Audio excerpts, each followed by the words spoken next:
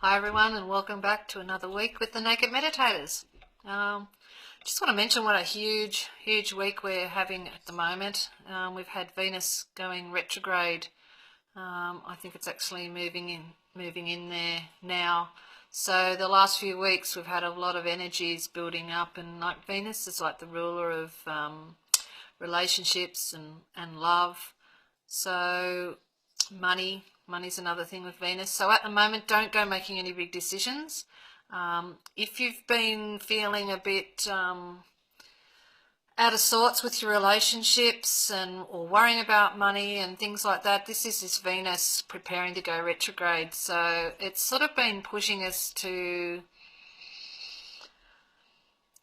look at our lives and see where things in those areas need to change, but it's not the time to change it. And then today is the Libra New Moon. So Libra's like, its archetype is the peacemaker. So Libra's sign is always the scales.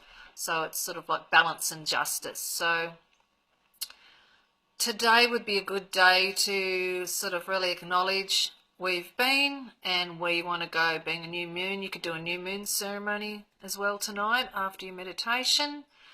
Go out under the new moon and write out a list of 10 wishes that you want for yourself for the next month.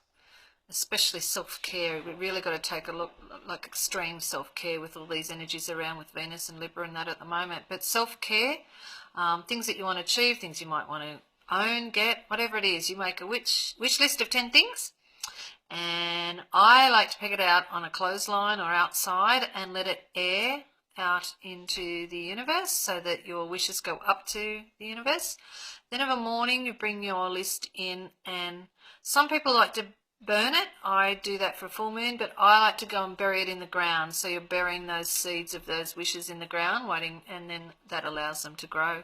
So that's just a little bit of the energy around at the moment. So self-care, once again, is being highlighted, especially with this Venus retrograde. It's in this position for the next month. I think it's about mid-November before it will ease. So the next month could be challenging. Your past relationships might come up, or your past. Anything could be pulled back into the present moment at the moment with this retrograde. So some old issues could arise for you too. So just know that you're not alone. These energies I've spoken to a lot of people, and they are affecting a lot of us. So myself included. It's been a big week, and I'm just letting go of it all tonight.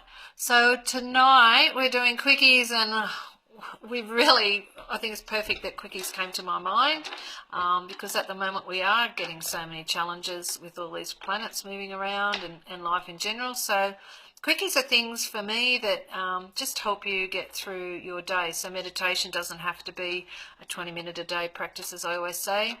The first one I want to bring up with you is the Sweet 16, and absolutely love the Sweet 16. It's something that you can use every day, all day, and I have, in my book that I'm just finished writing, is a lot of times where I've used the Sweet 16. But for now, I'd just like to say an argument comes up between you and a friend, a partner, whoever it might be, someone you're in relationship with. Doesn't have to be a physical, personal relationship, anyone you're in relationship with. An argument arises, or they might say something that triggers you and you get upset and trying to read what they really mean, hidden in their meaning, whatever might be going on for you. The Sweet 16 is something you can employ straight away, and it's a breath meditation. And what it does, by controlling your breath, it sends messages up to like the hippocampus and all those old areas of your brain, or the limbic regions, where our fight and flight responses come from back in caveman days, where if, say, a woolly mammoth come at you or whatever and you had to hightail it out of there. We don't so much have woolly mammoths anymore, but we do have these little challenges that tend to set off our fight and flight a lot easier than you would have thousands of years ago. So that reflex is still living in our brains. So the 16-second breath will allow you time to calm down. It'll send messages to your brain to go, no, they're not under attack, everything's okay, give you 16 seconds to respond, and it's amazing when you count 16 seconds how long it really is. So first of all, you breathe in for 4 seconds, then you hold that breath for 4 seconds, then you breathe out for 4 seconds, and then you hold it out for 4 seconds. So on that last 4 where you're holding it out can be a challenge until you get used to the practice. So at first, if you struggle, just do 12-second rounds. So in for 4, hold for 4, out for 4. In for 4, hold for 4, out for 4. So the other thing is, if someone's challenged you and you straight away remember, you've got to be a thought detective, you've got to remember to use these tools. They challenge you, instead of going, hey, you're blah, blah, blah, and getting straight on their guinea pig wheel and caught up in their stuff. It's not yours, it's theirs. Take your seconds, your sweet 16 to breathe in. Hold. Out. Hold. You can do a few rounds of that. That's all it is. And it's a matter of counting. So your brain, while you're counting, you're counteracting your brain thinking about whatever's going on. It gives you a chance to settle down. It gives you a chance to then respond with dignity. So once again, we're getting out of reaction and moving into creation. So you're moving into a response that you can create from a good grounded position rather than one out of fight and flight. So I've used the 16 seconds in so many areas with my husband. When he challenged me one stage there when I was new at doing the sweet 16, I breathed in and did a really accentuated, and then he looked at me and goes, are you breathing? And I went, yes. And he burst out laughing, and it completely diffused the situation. We laughed at what idiots we'd both were, well, what he was triggering, I was about to respond, and we were able to move on. So sweet 16, you can use it when you get an angry person on the phone. They ring up, just go, I'll just pop you on hold for a moment and I'll look into that for you. And you just pop them on hold. Do your sweet 16. You're giving them 16 seconds to calm their farm. You're getting 16 seconds to say, right, now I can go back. They should have calmed a bit. I've calmed. I can answer their question and support them with whatever they need help in. So the sweet 16 can be used when your kids don't do what you ask. And you're like, I've asked you 5 times. Right, you can just breathe. And instead of, I've asked you 5 times, you remember, oh, I can take their technology off them for a week. That will get a reaction. You're not getting upset. You're not yelling. You're responding with grace, responding with dignity, and all by just taking 16 seconds to breathe. And it is a form of meditation because the breath work resets the brain, which allows everything to reset. It lets emotions, physical, spiritual, mentally, everything will calm down. So that's the sweet 16. So I'd love for you to just try and practice that whenever you can, and then remember to employ it when you're put in a position where you think that, you know, you need fight or flight, or you need to respond better, or you just want to change the way you're reacting to triggers in your life. So that's the sweet 16. Enjoy it. Now, the next meditation I wanted to talk to you is about, it's a form of a mantra meditation, so it's something that I'm going to give it to you in the way of when you come home, say you do a 9-to-5 job and you might be in a high stress, whatever it is, but you come home from work and you need to separate your work life from your home life. So that's the best example I can give you at this point. So it's a matter of pulling up in your car, in your garage, wherever you pull up, before you go into your next part of your day. And you take 20 deep breaths.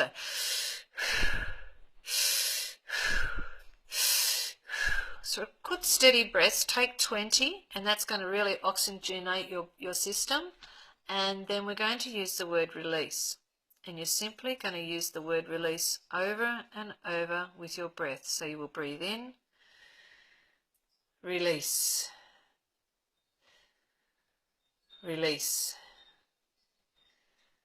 release. Now you don't have to say it out loud. You can say it inside your mind, so you can do it anywhere. But take the 20 deep breaths, quick deep breaths to get your body set, and just say the word release.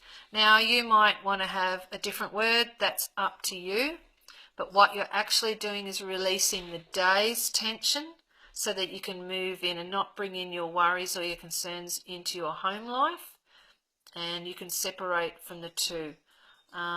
After a while, if you do this every single time, like every single day, it just trains your brain, it trains your emotions, it starts to train it so you automatically will switch off.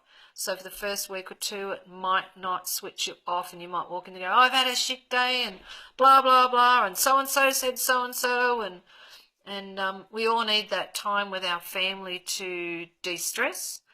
But by taking this moment in the car or wherever you are, you could be on a train coming home, wherever you are, take that opportunity to do your breathing. If you're worried about other people's looking at you, you can do your 20 breaths a bit calmer. Just take 20 breaths, count your 20, then do the word mantra over and over in your mind. Now, it's up to you whether you do it for 2 minutes, 3 minutes, or until you feel that you've done it long enough. There's no time limit. It's a personal choice thing. It's simply, you might only have a minute and you need to get inside. You might want to take 5. I know people that take 20. So it's up to you, but just simply release. Release the day, release your worries, and go in. You can still go into your family and go, wow, that day was full on. It was quite tough. I've ran into a lot of issues, but I'm home now. I'm separating myself from that.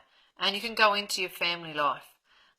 Later on, as you want to debrief with your loved one or something, you can bring up a bit, whatever, but you're not walking in there frustrated that my day's been shit, my day this happened. You don't walk in there. You've taken those few moments in the car to really think about releasing and just think about nothing, so that the brain gets to calm, emotions get to calm. You're not taking that energy in with you. I mean, if you've had a promotion and a pay rise and an awesome day, hey, take the joy straight in. But this is really about just letting go of your day, especially when I used to come from a background of high stress where I worked managing shopping centres and dealing with thousands of people in your day, and you would carry a tenant's concern, a shopper's concern, an owner's concern, a management company's concern. You might have copped them all from every direction all day, and you're trying to do the balancing act of helping everybody, get a good solution from everyone. Sometimes that wears you down, and you do need to have that release when you come home. So that's my first 2 meditations. I'm going to actually stop this recording from here, this meditation, and I'm actually going to take you into the longer one. So I'm going to take myself down to the dam and use the birds as background music again, and we're going to do a body scan. So I'll leave a gap of a couple of minutes between the ending of this one and the body release to come in. In that time, take a big drink of water like usual. Go and get yourself in a position. You might want to lay down, you might want to sit up. It is a calming one. It is one where you might find, as we're doing the body scan, I'm going to start at the toes and work my way up through everyone's bodies. As we go through, you might find a place and you simply just can't get past it. That tells us there's something going on. And if you let me know what body part, might be a knee, whatever it is, if you let me know, if you haven't already worked it out for yourself, why are you having trouble getting the scan to go past that point? Why can't you relax that part? There is something going on there that we can talk about. For legs, quite often all legs issues about you might be in fear of moving forward on some part of your life. So different parts could give you some grief. Some days it'll just scan right through, no blockages at all, which is great. So we're going to do the body scan, like I said, get in a relaxing place. If you would prefer to, you could maybe listen to this as you're going to bed. So that's why I'm doing this one separately, so you can listen to it and use it as a technique to help you settle down and get your mind into a calm place ready for sleep. So I think that's about it. So get comfortable, play this one when you're ready. I would love to hear that you're doing it every night as a calming down, and you can add that into your routine. I do other things with my night routine, but this is a really good one, especially if you've had a really busy day and the head's going 100 miles an hour. It is a really good way to calm the mind and help sleep to enter a lot easier. So when you're ready, get yourself comfortable. It's probably only about a 5-minute one. This is only not used in sleep time. You could be doing it in your lunch break. You might just need, you've had a hectic day or whatever, you could go out and sit in your car where you are, or go and hide in the toilet, and you could do this one to just give your whole body a zap. And so what I'm trying to show here with our 3 routines today is meditation can be used all day long, wherever you need it. So you become your thought detective in your life. Find windows of opportunity where you can turn something negative into a positive by using some of these strategies. And I look forward to hearing from you all over the next coming weeks. We've been doing a lot of basics for this first 4 weeks. Over the next coming weeks, I'm going to be doing a little bit more deeper. So we'll go deeper into this mantra style of meditation. We'll be doing a mantra one, definitely taking you for a spin in the spiral. And I also want to do the bushwalk one, and I've got the fan coming up. So the next 4 are going to be a lot more guided meditations that we can add to our repertoire and mix up, so that you'll have more options to fall back in, more than this one that's all self-reliant. These 3 today, you don't need music, you don't need much time, you don't need anything. You can do them anytime, anywhere. And that's one of the big tools that I really wanted to gift you this week, was that opportunity to just do your self-care routine on your in your own space, in your own time, but knowing that you only need 16 seconds. That 16 might double and you might do a 32, whatever it is, but you could do 5 minutes of that breath work, that 16 seconds or 12, whichever rotation you've decided to go with. You can turn that and add that to it. So, water meditation. We're going to do a water meditation too, in guided, and we're going to expand on how you can use that in other areas of your life, like when you're exercising and swimming and stuff like that. So the next round, this first 4 have been foundation work. The next 4 we're going to have a little bit more fun and go a bit deeper, and I look forward to seeing you on this journey. And I'm going to stop talking, because I will talk all day, and let you go and get comfortable, and we'll do our body scan. Enjoy your week. Don't forget, new moon tonight. New moon wish list. Get it happening, and I'll talk to you all soon. Love and blessings.